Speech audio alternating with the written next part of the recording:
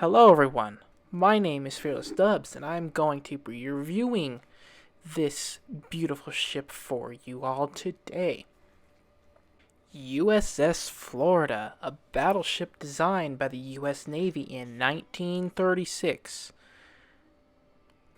To get things started off, we're going to start with our commander build. The commander I'm using is William Sims with Andrew Cunningham and Azure Lane Scharnhorst as inspirations, so we can get as much dispersion as we possibly can. For my perks, I am using a Flammable Cannoneer, Crisscross instead of the gyrating drill bits, which I decided against using because I would rather not have the decreased maximum speed from that perk. We are using Marksmanship and Reaching Out XXL with Will to Rebuild as our legendary perk. For my loadout, I am using AA Guns Mod 2, which increases the range of the AA guns by 20%.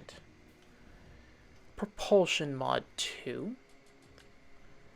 And we are using the only thing you can use in the third slot, which is the Target Acquisition System Mod 1. The USS Florida is the only battleship in World of Warships Legends with the only American battleship with quad turrets in this game. It's got 3 quad turrets, 2 in the front, 1 in the back. They are 356mm guns or 14 inches. The ship has 66,080 hit points with my build. Stock, it has 63,800, so you get about a 2,200 hit point increase with my build. The torp reduction is 26%, so not the greatest for a battleship. The range on the guns are 17.9 kilometers with a 33.5 second reload, which is quite lengthy for a battleship of this tier with the guns this small. The 180-degree turn time of the guns is 34.6 seconds with my build. You can get that down a little more if you use a gyrating drill bits, but I decided against that. But stock, it is 45 seconds.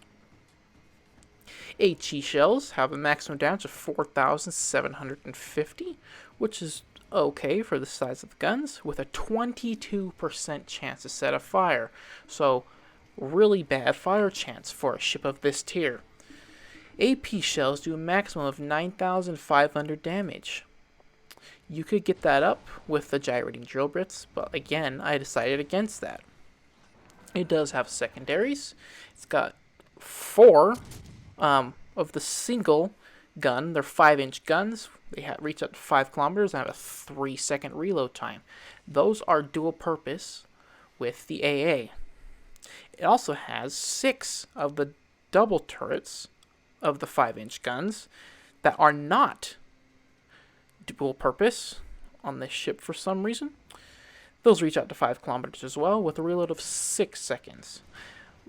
Both of the secondaries have 1,800 maximum damage and have a 5% chance to set on fire. Now, with carriers being more present in the game now, especially after the introduction of the German aircraft carriers, AA is kind of important now.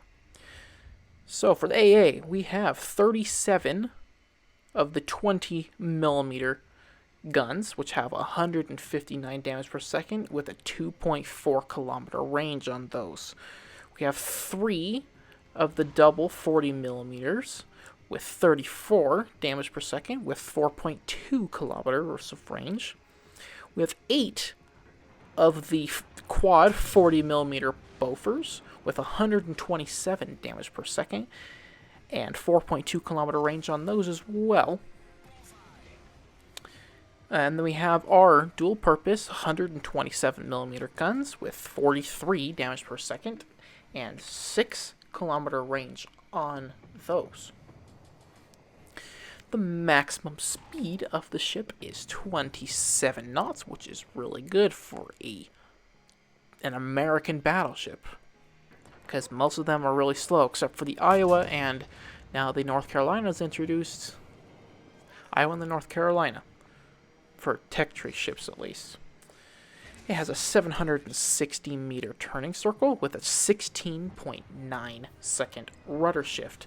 That is increased from stock because what perk is it? The one perk on the commander which increases your rudder shift. It is the marksmanship perk which increases your rudder shift by 10%. So stock it is 15.4. With my build, it is 16.9. Concealment. We have 13.7 by sea, 11.5 by air, 2 guaranteed as always, and 12.4 while firing in smoke. Your smoke penalty is actually not bad on this ship because it has the smaller guns again. So smaller guns, they have benefits, but they also have their downfalls. Let's take a look at the armor of this ship. It has, let's see, 25 millimeters of bow armor, which means, let's do some quick math, 25 times 14.3, which means 357 millimeter guns can overmatch you, which means that the Florida cannot overmatch a Florida. So just keep that in mind. Anything with 15-inch guns or larger can overmatch you. That Tennessee, right there in front of us, cannot. Let's see. Stern is also 25 millimeters, I believe. Yes, it is. The Citadel is a raised Citadel. I will put a picture of that on the screen right now. It is raised and it goes from the front turret to the rear turret, so it is pretty large and very easy to hit.